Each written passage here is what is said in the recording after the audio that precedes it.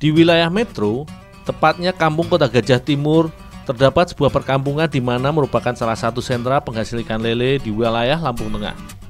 Tercatat ada sekitar 24 hektar dari 97 hektar luas wilayah desa merupakan kolam-kolam lele milik warga. Maka tak heran bila di daerah ini, selain hasil pertanian, ikan lele menjadi salah satu komoditi sumber pundi-pundi ekonomi warga di sini. Terdapat 3 jenis ikan lele yang dibesarkan serta diternakkan di kampung ini, yaitu lele piton, masamu, dan lele mutiara. Ketiganya merupakan jenis ikan lele hibrida. Ketiga varian ikan lele ini memang biasa dibudidayakan karena pertumbuhannya yang cukup pesat. Selain itu, banyak digemari karena volume dagingnya yang tebal serta karakter dagingnya yang cenderung pejal dan kenyal bila dibandingkan dengan lele lokal. Banyaknya kolam-kolam budidaya yang dimiliki oleh warga sebagian penduduk di sini menjadikan ikan lele dapat dipanen hampir setiap hari. Hasil panen dari satu kolam didapat sekitar 2 hingga 3 ton ikan lele segar. Maka tak heran bila hasil di kampung ini dalam satu hari biasanya warga hanya memanen sekitar 1 hingga 2 kolam budidaya dengan ukuran kisaran 15 kali 8 meter.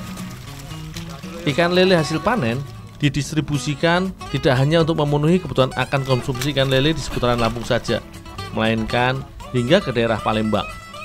Untuk keperluan pasar di wilayah Lampung, biasanya hanya ikan lele yang berukuran sedang sekitar 10 hingga 20 cm atau dalam 1 kg biasanya berisikan 6-9 ekor. Sementara untuk lele yang berukuran melebihi kriteria atau jumbo kurang begitu diminati para konsumen, sehingga seringkali memiliki nilai ekonomi yang cukup rendah. Keadaan ini pun dimanfaatkan oleh para ibu-ibu yang tergabung dalam kelompok Minaka yang merupakan kumpulan dari ibu-ibu istri peternak ikan lele ini untuk dibuat menjadi beragam olahan makanan agar memiliki nilai guna serta ekonomis. Ikan lele cukup digemari sebagai ikan konsumsi karena tulang atau durinya yang tidak begitu banyak bila dibandingkan jenis ikan tawar lainnya seperti ikan nila, ikan gurame, atau bahkan ikan gabus yang memiliki karakter serta ciri fisik yang hampir mirip, yaitu sesama ikan predator dengan bentuk tubuh sedikit lonjong. Di tempat pengolahan yang sudah hampir berjalan sekitar 3 tahun ini, hampir setiap bagian pada ikan lele memiliki fungsi serta nilai guna untuk diolah menjadi beberapa macam produk.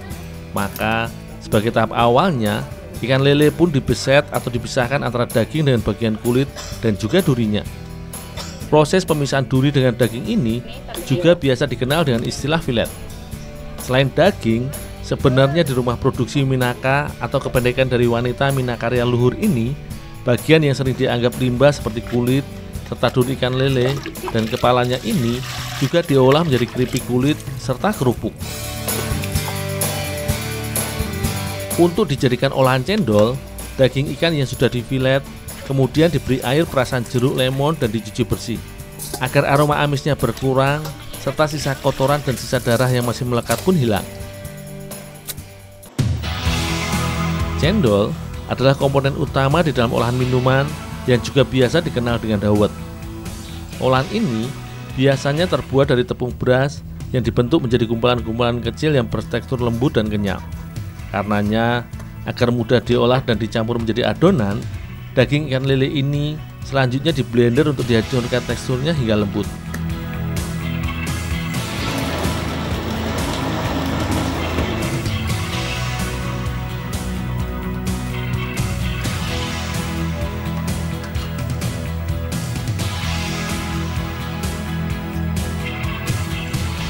Cendol atau dawet dikenal memiliki tekstur serta karakternya yang kenyal dan lembut.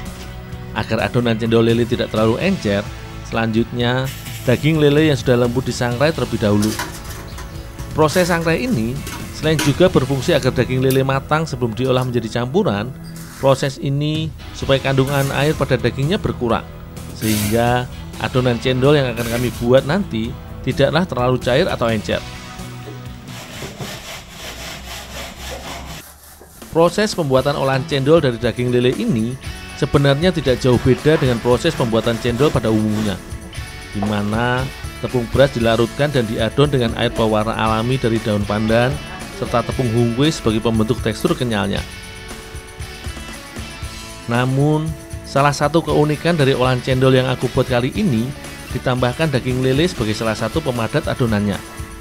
Selain itu, olahan cendol lele yang tengah aku buat bersama ibu-ibu di sini nantinya akan diolah lagi menjadi jajanan berjenis kue basah, yaitu kue lapis. Sembari aku membuat adonan cendol, Ibu Warni pun menyiapkan bahan tambahan lainnya untuk adonan kue talam lapis yang akan kami buat, yaitu santan dari kelapa. Untuk dijadikan cendol, tepung beras yang sudah larut bersama bahan lainnya tadi, kemudian ditambahkan daging lele yang sudah menjadi butiran tepung ini sedikit demi sedikit sembari diaduk hingga tercampur merata menjadi adonan cendol. Selanjutnya, setelah adonan cendol siap, adonan cendol pun direbus hingga mendidih dan mengental. Selain sebagai inovasi, lele sengaja dipilih menjadi sebagai bahan utama adonan cendol bukanlah tanpa sebab. Berdasarkan penelitian, selain kaya akan protein dan kalori, daging ikan lele juga mengandung vitamin dan mineral seperti kalsium, magnesium, fosfor, dan juga kalium, juga vitamin A, B kompleks, serta vitamin C. Tak heran jika ikan lele seringkali cukup digemari sebagai ikan konsumsi dan juga diolah menjadi beragam produk makanan. Salah satunya inovasi cendol lele serta kue talam lapis cendol yang akan aku buat. Adonan cendol yang sudah matang dan mengental selanjutnya harus langsung dicetak selagi masih panas dengan alat khusus hingga menjadi butiran-butiran jeli layaknya adonan mie yang biasa disebut cendol. Kemudian adonan cendol pun didinginkan dengan bantuan air dingin agar adonan cepat membeku dan mengental kembali sebelum diolah dengan bahan lainnya.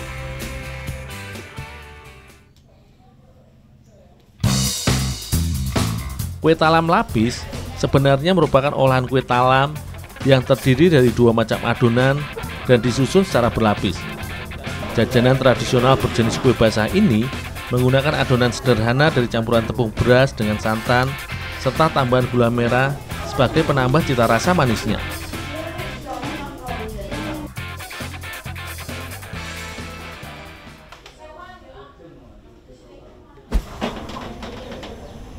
Kue talam lapis ini sebenarnya dapat dijumpai di beberapa daerah di Indonesia.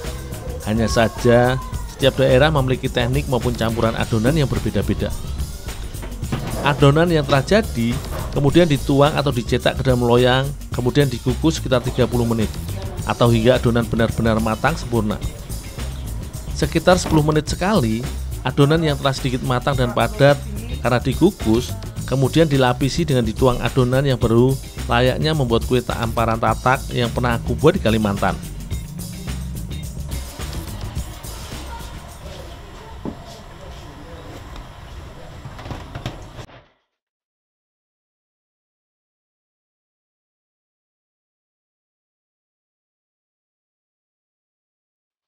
Olahan kue talam lapis cendol lele ini merupakan salah satu varian baru dalam rangka upaya pemanfaatan ikan lele yang dilakukan oleh ibu-ibu di sini menjadi beragam produk olahan makanan.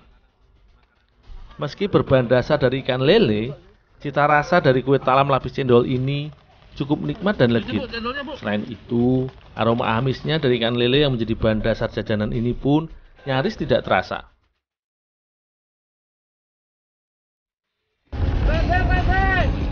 Waduh, Dul, kok hilang, Dul? Apa? Ayo, bantu, ayo!